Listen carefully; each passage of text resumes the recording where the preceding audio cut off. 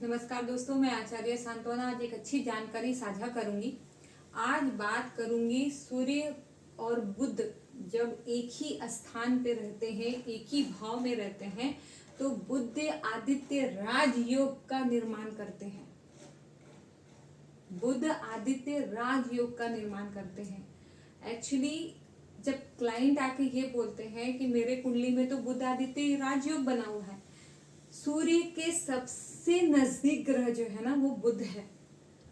Mostly सूर्य से हमेशा बुध एक ग्रह आगे, एक घर आगे या एक घर पीछे या मोस्टली साथ रहते हैं।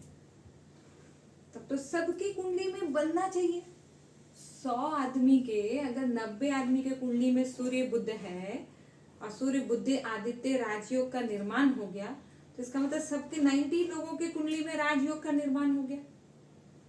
सूर्य कौन है? इवन नॉर्मल भी राजयोग का निर्माण अगर होता है तो हम बोलते हैं कि आपका जीवन सामान्य लोगों से बहुत बेहतर है। तो इसका मतलब है कि पूरी जनसंख्या में 90% लोगों का सामान्य लोगों से बहुत अच्छा जीवन है, यही बोलना चाहते हैं।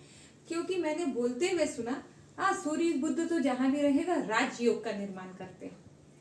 राजयोग अगर इतनी आसानी से बनने लगा फिर बात ही क्या है। ठीक है, राजयोग बहुत, जब हम लोग बोलते हैं कि क्यों आदमी इतने पैसे वाले घर में जन्म, आपका प्रारब्ध है, समझिए बात को।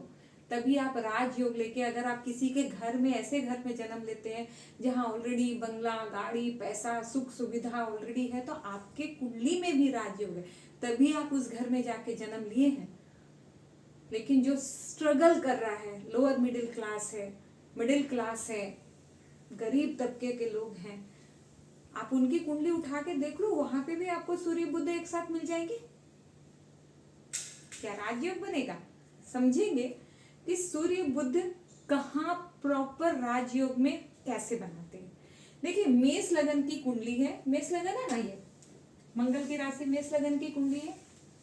सर पे ही सूर्य बुध बैठे, आप बोलेंगे सूर्य बुध राजयोग बन गया, बुध आदित्य राजयोग मिल गया।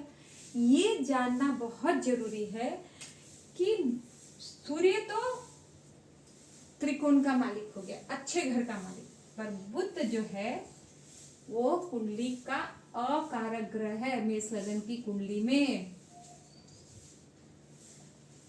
राजयोग बनने का पहला कंडीशन ये है कि कुंडली का कारक ग्रह होना चाहिए या सम होना चाहिए। कारक ग्रह या सम,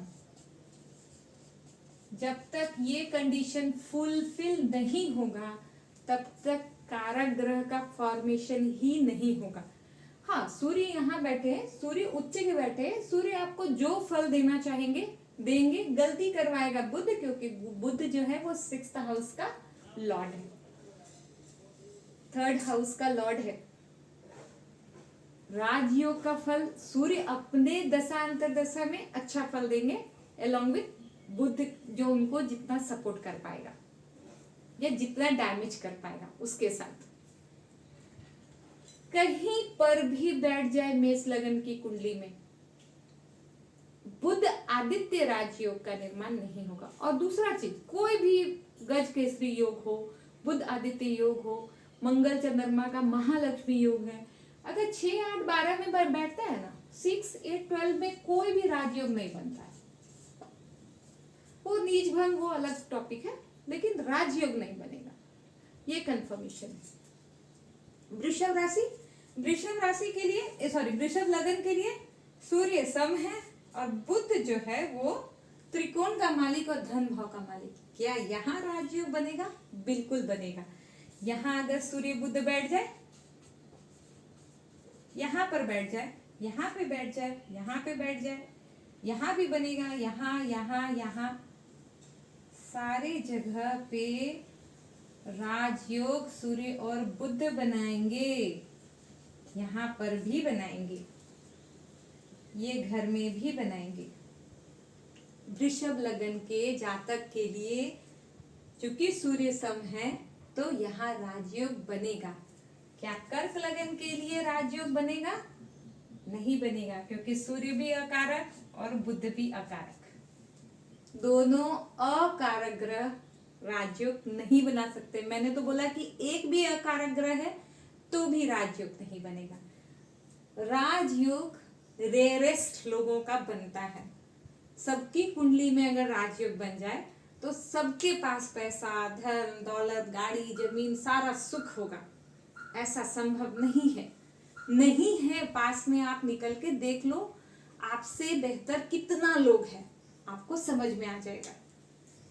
जब आप उदाहरण देंगे ना तो सिर्फ 2-4 लोगों का ही उदाहरण में दोगे कि मुकेश अंबानी, अडानी और बहुत सारे लोगों का, टाटा बिरला पहले बोलते थे लोग, उसके अलावे काउंट करो कितना है, आपको पता चलेगा। तो इस लगन में भी जो है योग नहीं बनेगा।